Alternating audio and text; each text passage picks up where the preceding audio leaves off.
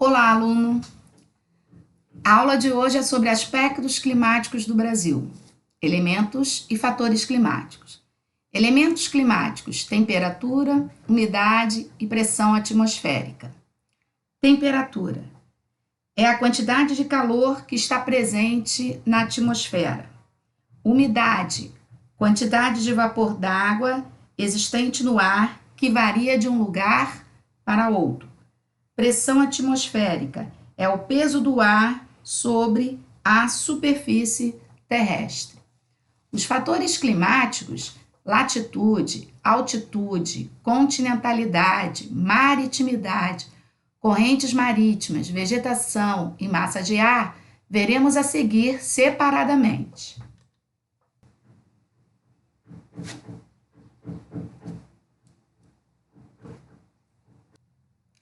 Nesta imagem, podemos observar o conceito da latitude. É a linha do Equador, latitude 0 grau, e os polos, 90 graus ao norte, 90 graus ao sul.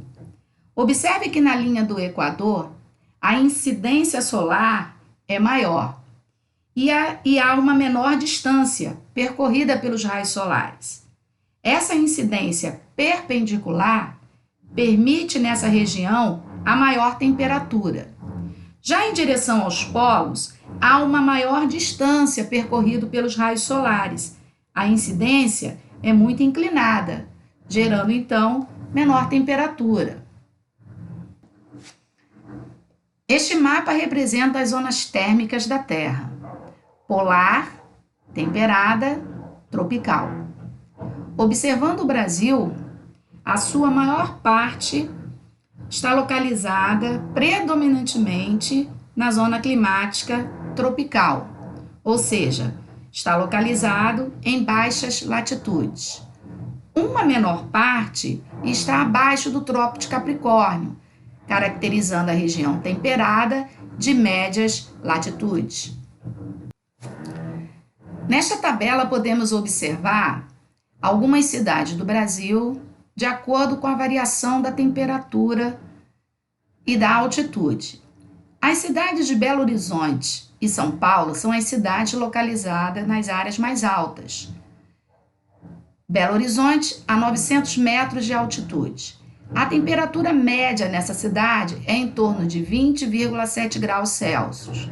A cidade de São Paulo, localizada a 700 metros de altitude, apresenta uma temperatura de 18 graus Celsius. Já as cidades que estão ao nível do mar, como Vitória, no Espírito Santo, com 32,2 graus. Santos, nível do mar, com a temperatura de 22 graus. Florianópolis, nível do mar, com a temperatura 20,5 graus. Concluindo, nós podemos observar que as cidades mais altas apresentam uma temperatura mais baixa e as cidades localizadas ao nível do mar, as temperaturas mais altas. Nesta gravura, podemos observar a radiação solar em áreas litorâneas e em áreas continentais, mais para o interior. As áreas litorâneas estão sob a influência da maritimidade e as áreas interioranas estão mais para a influência da continentalidade. Por que isso ocorre? Vamos ver em relação à maritimidade. A influência do mar é um importante regulador térmico das regiões litorâneas. Como as águas do mar se aquecem e se resfriam muito lentamente, essas regiões têm temperaturas mais amenas e, portanto, pequenas variações térmicas. Os ventos carregados de umidade, vindo dos oceanos, tornam essas regiões mais úmidas e, portanto, chuvosas.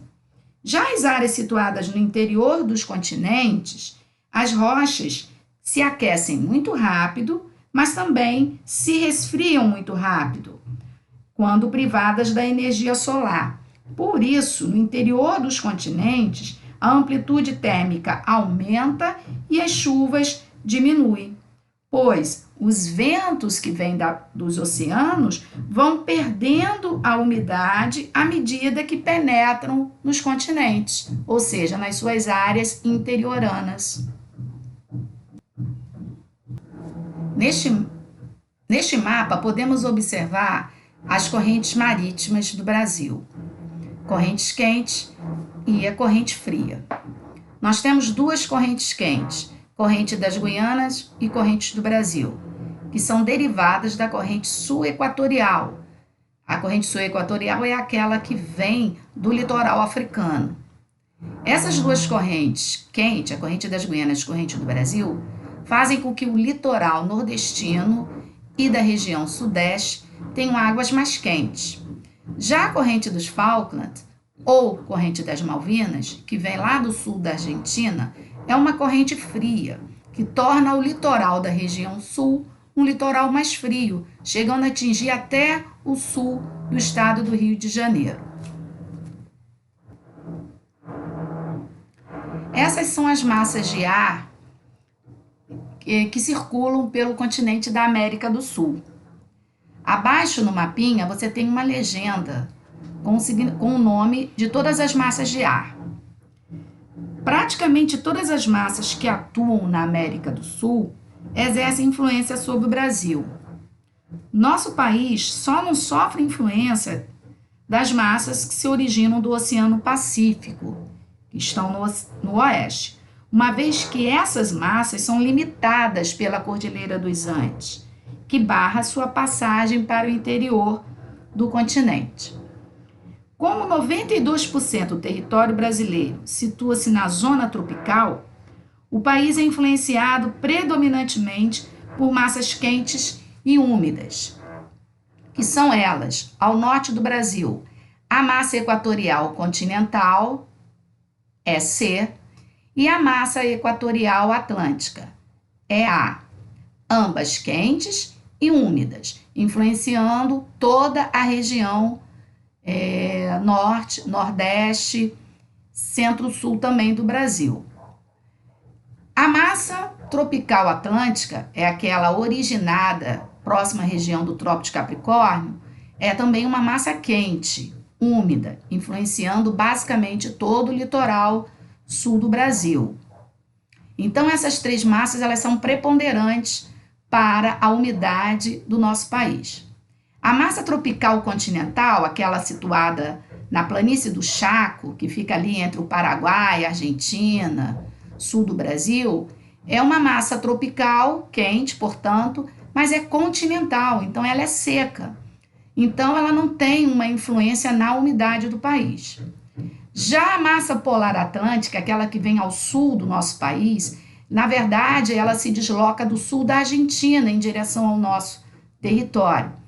Ela é presente, basicamente, aí com mais força no inverno. Então, ela tem três ramos aí de influência. Ela pode chegar pelo nosso litoral, pode chegar pelo interior do nosso continente, do nosso território, e pode chegar também na Amazônia, gerando aquele fenômeno que nós falamos da friagem, da queda de temperatura na Amazônia, o que não é muito comum.